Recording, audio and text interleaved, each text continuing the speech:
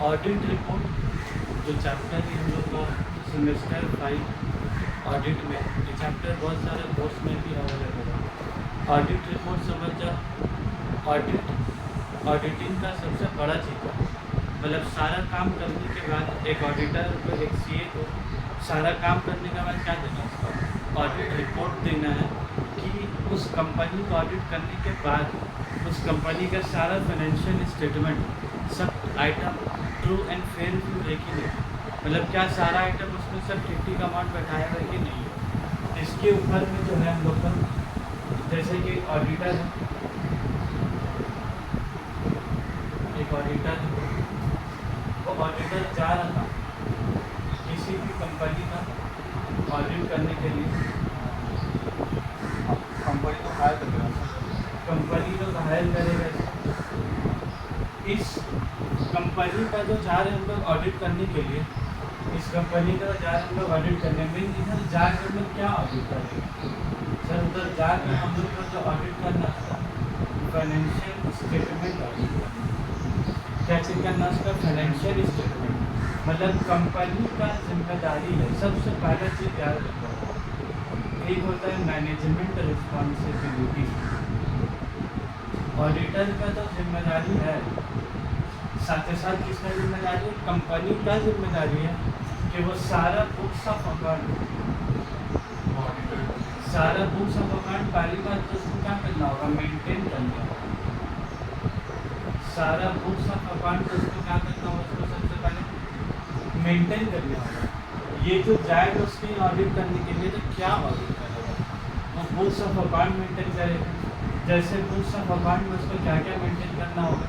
एक हो गया तुम्हारा फाइनेंशियल स्टेटमेंट, इसमें इन शॉर्ट अगर हम लोग बोले तुम लोग के भाषा में, तो trading account, profit and loss account, ये इसको मेंटेन करके रखने होगा। उसके बाद उसको क्या बना के देने होगा? बैलेंस शीट बना कर देने होगा।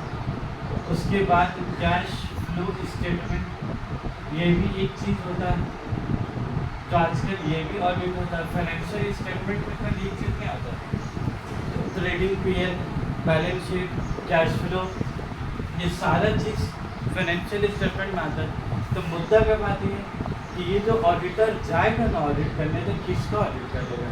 ट्रेडिंग अकाउंट का, प्रॉफिट एंड लॉस अकाउंट का। तो ये बनाने का जिम्मेदारी किसका है? ये बनाने का जिम्मेदारी है मैनेजमेंट का। मैनेजमेंट पहले ट्रेडिंग पीरियड बनाएगा, अपना ग्रॉस प्रॉफिट, अपना नेट प्रॉफिट लेकर आएगा। लाने के बाद ये उसको क्या करेगा? देगा। लाने के बाद इसको जमा करेगा, फिर ये सारा ट्रेडिंग पीरियड को क्या करेगा? चेक करेगा कि क्या सही है कि गलत है। और चेक करने के बाद ये सही है तो लिख के देगा ट्रू एंड फेयर, अगर नहीं है तो लिख के देगा कि नहीं भाई हम इससे सेटिस्फाइड नहीं है। तो जो भी ये बनाएंगे रिपोर्ट में इसको सारा चीज़ क्या देना होगा। ऑडिट रिपोर्ट में सीएम ऑडिटर्स रिपोर्ट में बना करके जमा करेगा।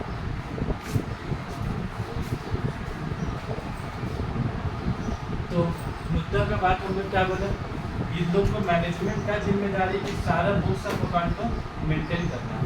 फिर ट्रेडिंग अकाउंट में क्या मेंटेन होगा बोला, जैसे क्या पाया जाता है हम लोग ट्रेडिंग अकाउंट, तो कंपनी वाला क्या बनाएगा? Trading account. ट्रेडिंग अकाउंट में कैसा बनता है? तो लोग क्लास 11 में भी सीखा, बाय से to opening stock, to purchase, उसके बाद यहाँ पर ये by gross, by closing stock, to gross profit. उसके बाद ट्रेडिंग के बाद यहाँ पर क्या बनेगा? Profit and loss account. Profit and loss account में ये जीपी यहाँ पर क्या आएगा? बाय जीपी आएगा। उसके बाद यहाँ पर to salary, to rent, to electricity, to depreciation, to interest on loan, अगर कोई कंपनी लोन लिया तो सारा चीज़ को माइनस करने के बाद जो बचा क्या बचा तुम्हारा? नेट प्रॉफिट बचा। तो ऑडिटर का काम क्या है? बार बार बोले हमारे जो ऑडिट रिपोर्ट जो हम लोग बनाएंगे ना, ऑडिट रिपोर्ट, तो हम लोग किस चीज़ का बनाएंगे? उसका ट्रेडिंग अकाउंट का, बैलेंस शीट का, कैश फ्लो स्टेटमेंट का। तो ऑडिटर का काम क्या बोला था? ऑडिटर आकर कंपनी का ऑडिट करेगा, लेकिन कंपनी का क्या ऑडिट करेगा? Financial statement. और फाइनेंशियल स्टेटमेंट बनाने का जिम्मेदारी किसका है? मैनेजमेंट का। इसका बनाने का जिम्मेदारी नहीं। ये बहुत बड़ा मिसकंसेप्शन होता है। बहुत आदमी लोग का लगता है ऑडिटर का काम है ट्रेडिंग अकाउंट बनाना, ऑडिटर का काम है profit and loss account banana. Auditor का काम ट्रेडिंग अकाउंट बनाने नहीं है।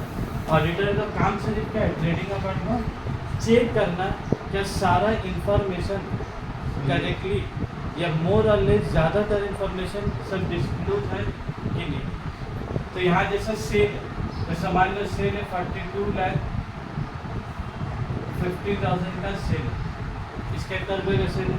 तो ऑडिटर का काम क्या है? ये सेल को चेक करना है क्या सेल हकीकत में 42,50,000 का फाइनेंशियल ईयर में सेल हुआ है कि नहीं है। ऑडिटर क्या चेक करेगा बोलो?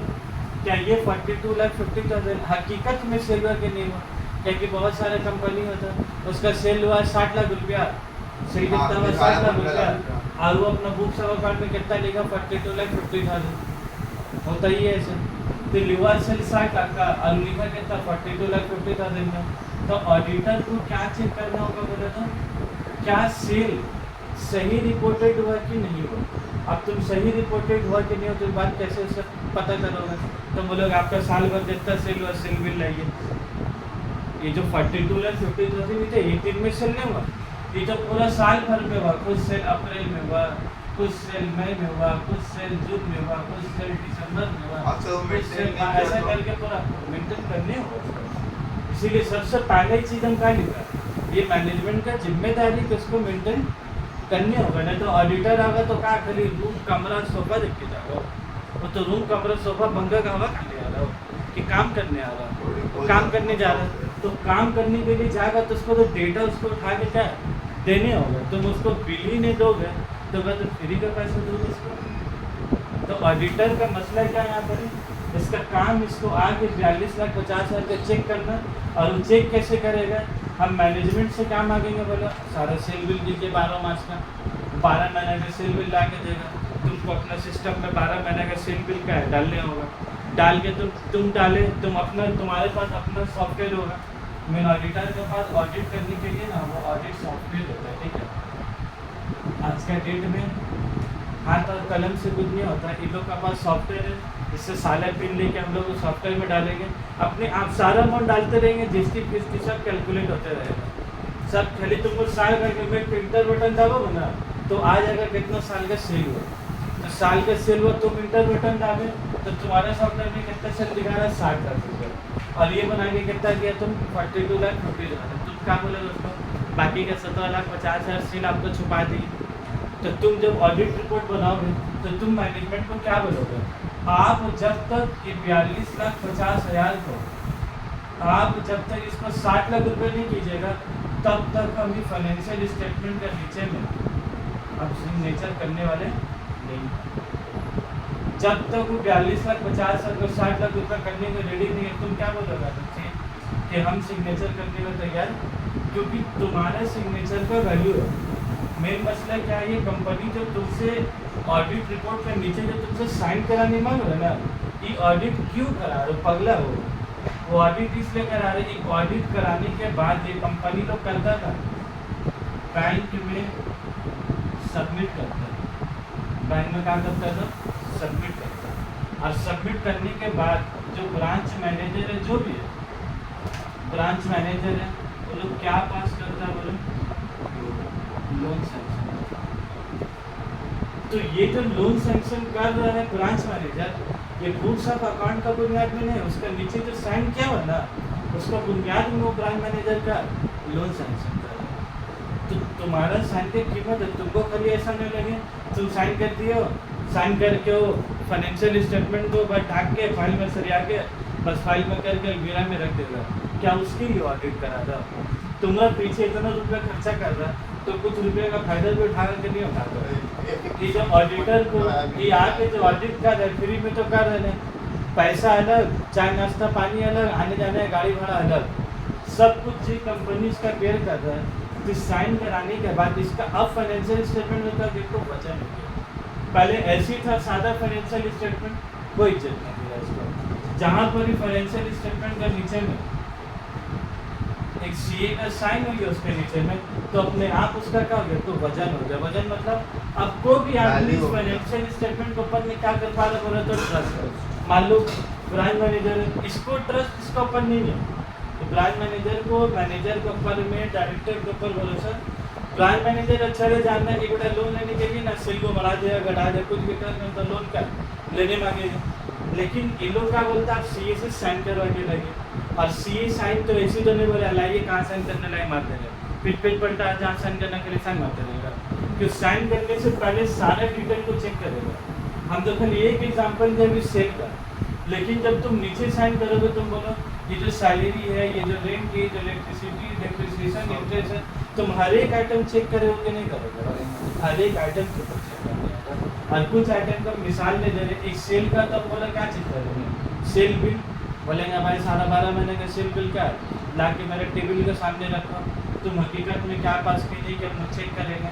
और आजकल तो हम लोग किसी भी डेटा को चेक करते हैं सेल को बोले तो जीएसटी से चेक करते हैं, किससे चेक करते हैं हम लोग, जीएसटी से चेक करते हैं। एक्चुअली जितना भी सेल हो रहा है सब सेल में क्या है, जीएसटी नंबर। तो तुम्हारा ट्रेडिंग अकाउंट में, तुम्हारा फाइनल अकाउंट में जितना सेल, अगर 42,50,000 अगर सेल अकाउंट्स में से है ना, तो वही 42,50,000 कहाँ सेल्स होना चाहिए तुम्हारा, जीएसटी में। तो ये एक रास्ता होता हम लोग को पकड़ने के लिए। अब मान लो आदमी लोग गलती क्या कर बैठते हैं पता है, मैनेजमेंट हो अकाउंट में दिखाई दे 42,60,50,000 का, और जीएसटी में सेल दिखाए 60 लाख रुपये। अब तो बोला एक ही कंपनी का 2 सेल कैसे हो सकता है, एक ही कंपनी का 2 सेल हो सकता है, तो वही चोरी क्या हो गया उसका पकड़ाएंगे। तो तुम क्या बोलोगे उसका भाई तो आप जीएसटी में दिखाए 60 लाख और अकाउंट में दिखा रहे 42,50,000, तो क्यों दिखा रहे ऐसा बोले तो कम, क्योंकि अगर वो सेल कम दिखाएगा ना तो उसका प्रॉफिट कम आएगा, प्रॉफिट कम आएगा तो नेट प्रॉफिट क्या है, कम आएगा, और नेट प्रॉफिट कम आएगा तो टैक्स लायबिलिटी भी क्या होगा उसका, कम आएगा। तो टैक्स देने का डर से वो बेटा सेल 60 लाख को कितना करती तो 42,50,000 सही ना है बात।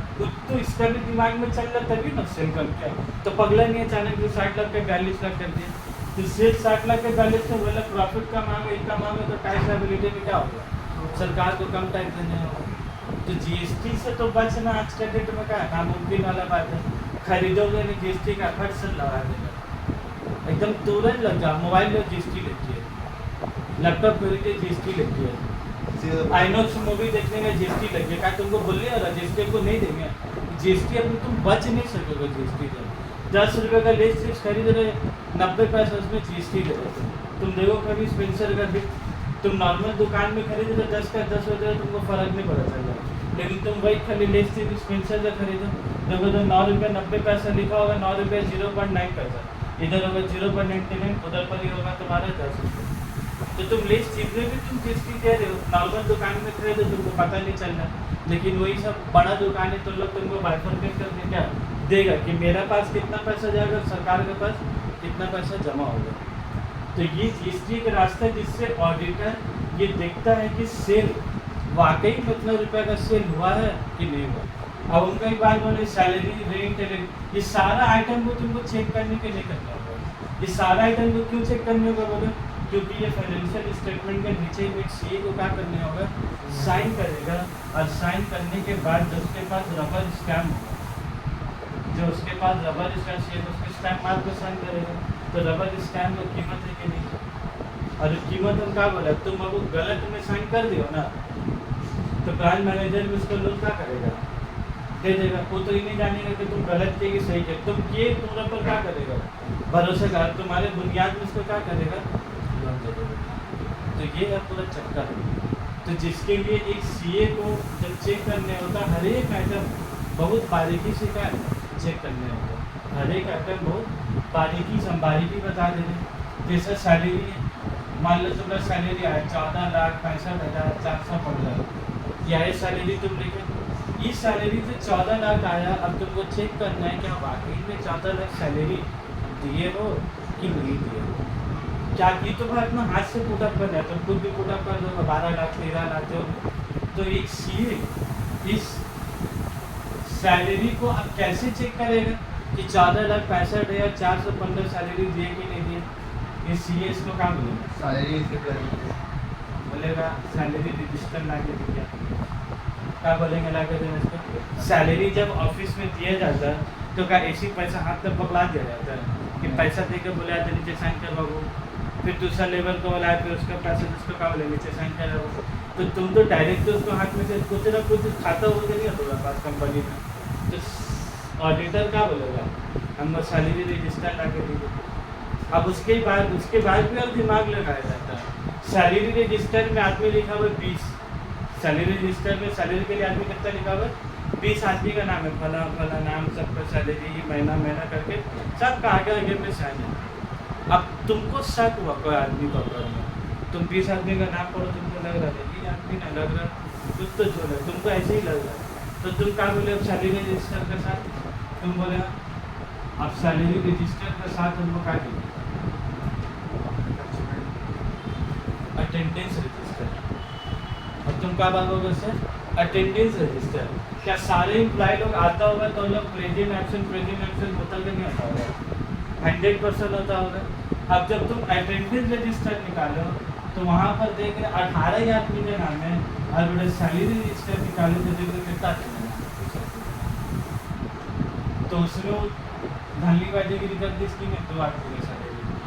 तो फिर तुम क्या लगा भाई जब आदमी आया 18 फिर तुम ऐसा ऑडिटर इस मैनेजमेंट को क्या बोलोगे कि भाई तू समझे काम लोग का तो जो दे देगा हम उसमें भरोसा कर लेंगे। उन लोग भी बहुत प्लानिंग चोरी करता है लेकिन कहीं कहीं चोर अपने निशानी का छोड़ देता है। तो तुम्हारा काम है तुमको बहुत सारा नज़रिए से क्या चेक कर दे, क्योंकि हम बार बार बोले तुम्हें साइन का कीमत है और कुछ भी होगा ना फिर तुम्हारे ही गला का ऐसा पकड़ेगा। तुम कैसे साइन कर दिया बेटा, तुमको आगे सबको जोड़ो बात सुना के जा रहा है। तो तुमको साइन करने से पहले तुम क्या किया, देखो सैलरी का पीछे दिमाग लगा के नहीं लगाया। सैलरी रजिस्टर मांग के भी हम सहमत नहीं हुआ, फिर क्या बोले अटेंडेंस रजिस्टर दीजिए। अटेंडेंस में देख रहा है 18 आदमी का नाम है प्रेजेंट एब्सेंट, बाकी 2 आदमी के नाम को जब मिला रहे तो कौन ऐसा 2 आदमी जिसका नाम इधर में लिखा हुआ तो देख रहे 2 आदमी ऐसा, एक तो डायरेक्टर का बीवी का नाम है, दोनों डायरेक्टर अपना बीवी को क्या कहते सैलरी दिए, अपना वाइफ को क्या दिए लोग सैलरी दिए और वाइफ बिजनेस में अब तक कभी आई नहीं। अब बोलो जब आई नहीं तो उसको सैलरी क्या चीज़ का मिलेगी, तो तुम क्या बोलोगे उसको भाई आप जो 14,65,000 लिखे इसमें तो दोनों का भी नाम लिखा आता है, अब हटाइए तो सैलरी, तुम क्या बोलोगे लोग हटाने बोलोगे। तो जब तुम हटाए तो 14,65,000 से कितना बोलोगे 13,15,413 रुपये, तभी 14 लाख होना चाहिए 13 लाख होना चाहिए 13 लाख, लेकिन मतलब कितना रुपये 14 लाख। तो देख रहे चोरी कैसा कर रहा है।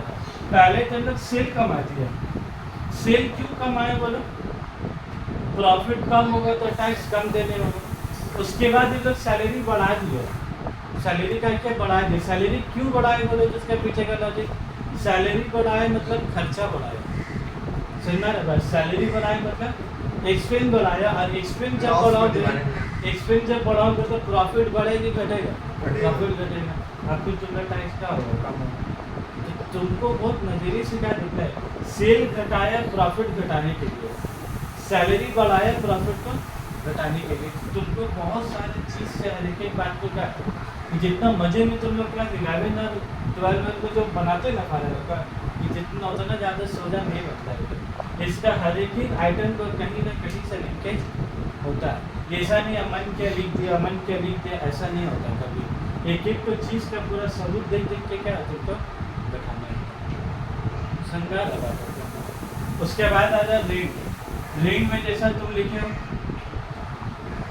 कितना रुपये रेंट लिखे 1,20,000 रुपये, तो जो भाई तुम 1,20,000 रुपये रेंट लिखे तो तुम उससे काम आ गए तो तुम उससे उसका प्रूफ में काम आ रेंट एग्रीमेंट दिखाइए, आप जो रेंट दे रहे हैं आपका और पाड़ी वाला का बीच कितना एग्रीमेंट हुआ होगा ना, क्यों 1,20,000 लिख के देगा तुम यकीन मान लोगे, तुम मुझसे क्या मांगोगे, किससे मांगोगे, तुम बात बोला तो मैनेजमेंट से मांगोगे। तुम ऑडिट किसका करने का इसका, तो यहाँ जो भी इंचार्ज होगा जो भी सारा देखभाल करता होगा बुक्स ऑफ अकाउंट का, मान लो अकाउंट्स डिपार्टमेंट बोलकर कोई डिपार्टमेंट होगा तो उसका आदमी से तुम क्या मांगोगे रेंट एग्रीमेंट देते। आप ये 1,20,000 लिखे तो कैसे लिखे, जब तुम रेंट एग्रीमेंट बोले निकाले तो उसका कारण तक का पानी लगा उसका काय कब का पानी लगा, क्योंकि रेंट एग्रीमेंट में कंपनी और बाड़ी वाला के बीच में वादा हुआ 5,000 रुपये किराया। रेंट एग्रीमेंट में कितना लिखा होगा 5,000 रुपये किराया, तो 5,000 इंटू 12 महीना कितना होगा बोलो 60,000 होना चाहिए। 60,000 तो 1,20,000 कैसे लिखे यहाँ पे, बाकी अगर 60,000 देखा है तो ये अपना घर लेके क्या 60,000 रुपया हाँ वरना रब कैसे कैसे इस चीज़ को सोचने होता है।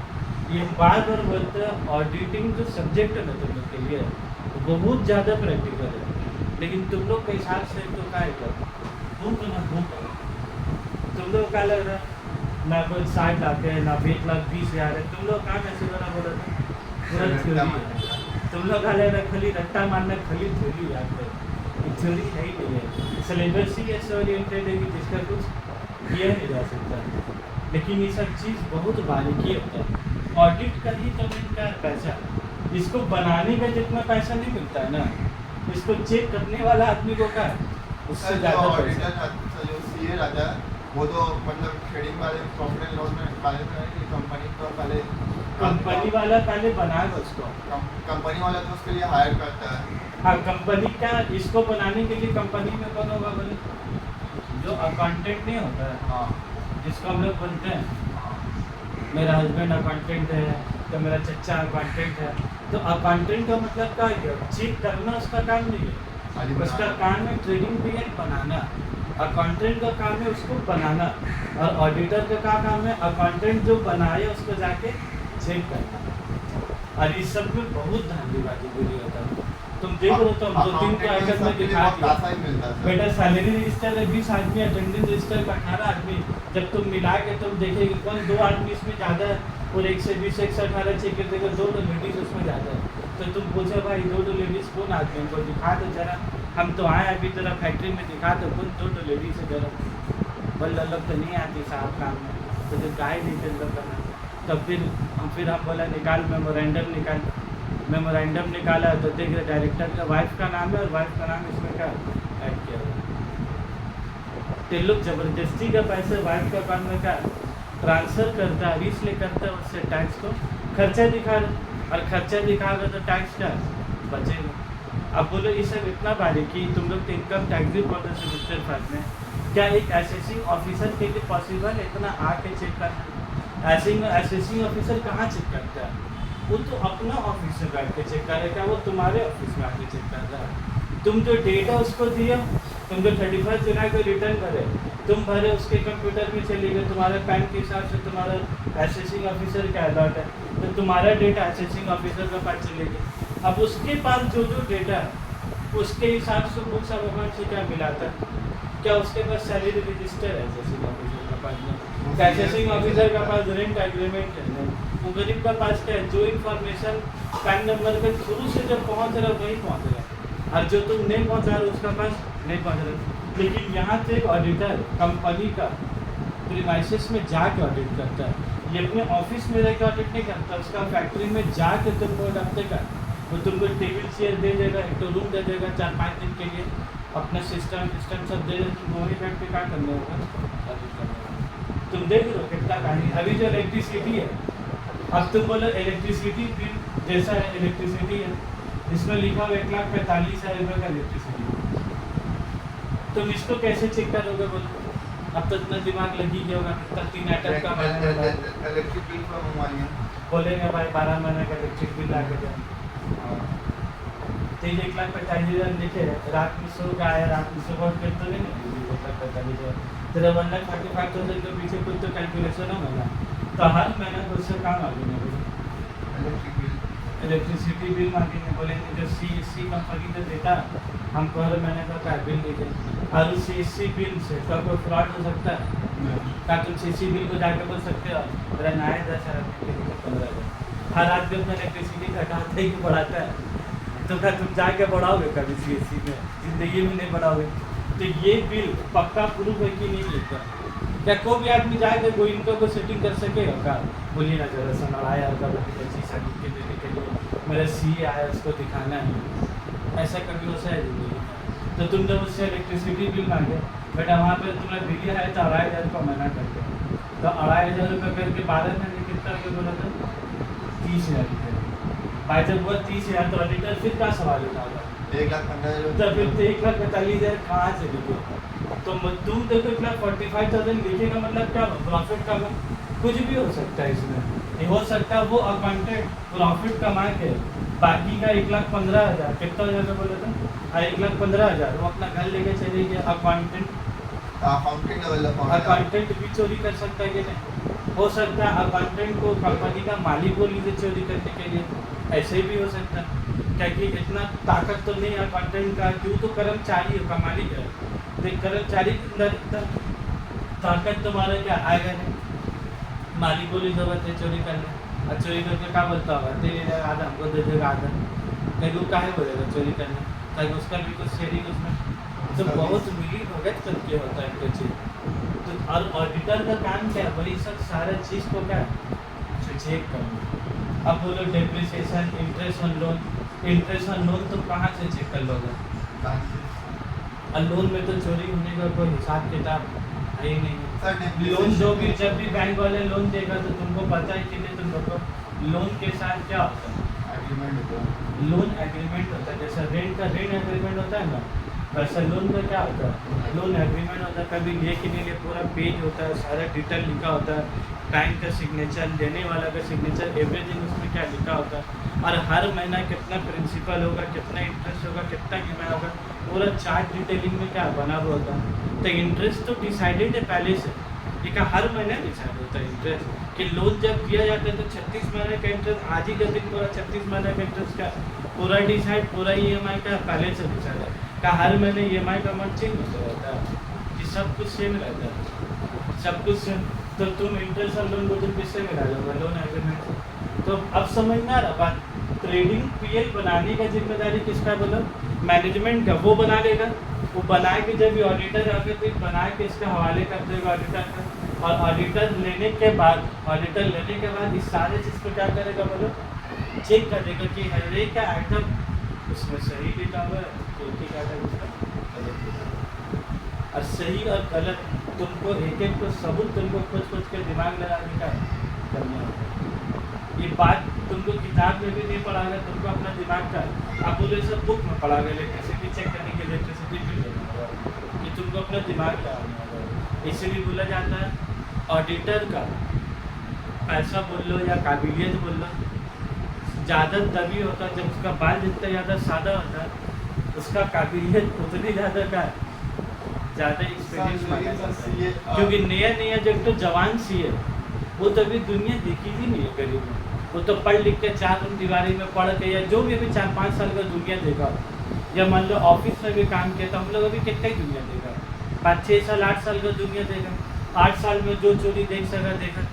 लेकिन जो हम लोग से बुढ़ा सीए लो बाल सादा हो गया पूरा, उन लोग तो 25-30 साल अपना दे दिया, तो उन लोग का नॉलेज हम लोग से ज़्यादा होगा कि नहीं, 100%। तो सीए को जो सैलरी या सीए तो डिग्री है, सीए का सर्टिफिकेट का सबका पास है, 24 साल पुराना होने से मार्क्स बढ़ जाएगा था उसका सर्टिफिकेट में, मार्क्स तो उसका अच्छा रहेगा, लेकिन एक्सपीरियंस का उसी के बुनियाद में बड़ा कंपनी लोग का बड़ा कंपनी लोग पैसे ही देता है सीए का एक्सपीरियंस के बुनियाद में। एक वक्त ऐसा आता है कि तो सीए से बात नहीं पूछता है कि आपको सीए फाइनल ईयर में आपको कितना नंबर मिला था, रुके था 800 मिला था कि 400 मिला था कि 500 मिला था, ऐसा मार्क्स मिलते उसको आगे भी मिलता है। बस सीए है उसको काम मिल गया, बाकी उसके बाद जो ज़िंदगी में काम मिलेगा उसका क्या वर्क एक्सपीरियंस के बाद उसको काम। ये कोई भी नहीं बोलता है बाद में चल के हाँ ज़िंदगी का शुरुआत में मार्क्स मैटर करता है, शुरू में तुमको नौकरी लेना है, जॉब लेना है, तो शुरुआत में मार्क्स मैटर है, 90% लाए तो अच्छे जगह नौकरी मिलेगा। लेकिन उसके बाद कुछ साल जब गुजर जाता है ना, फिर कोई मार्क्स नहीं पूछता है, उसके बाद तुमसे एक्सपीरियंस होता है कि आप 5 साल जो काम की क्या काम की, वर्क एक्सपीरियंस CV में बना के क्या देने होता है, तो फिर एक्सपीरियंस तुम्हें मैटर करता है उसके बाद, क्योंकि अब तुम स्टार्टिंग के स्टेज पार कर गए, अब वहाँ मार्क्स और परसेंटेज तुम रैंकर थे कि क्या, तो उससे तो मतलब नहीं होता। तुम उसका काम कितना अच्छे से कर सकते हो, वैसे मैनेजमेंट को क्या चाहिए, वो तुम मैथ्स में 91 लाए कि 98 लाए, इसको मैनेजमेंट में 35 लाख घर से उसको कोई मतलब नहीं है। वो बोलेगा भाई मेरा एक काम है, आपसे काम हो सकता है तो बोलेगा, नहीं हो सकता है चलते रहो। 98 लाख काम मिल जाएगा ऐसे बोले बोली नहीं आता। हम क्या बोले स्टार्टिंग जर्नी में मार्क्स सर्टिफिकेट काम देता है, लेकिन एक बार तुम उम्र पार कर लो 30 35 40 साल होगा फिर सर्टिफिकेट तुम्हारा इधर कोई नहीं करता।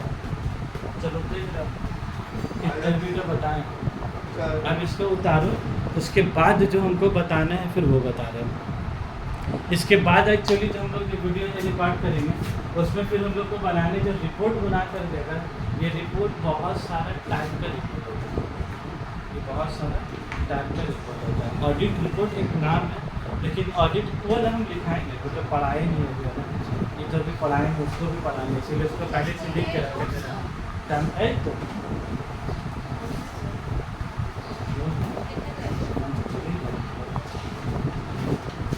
ये 22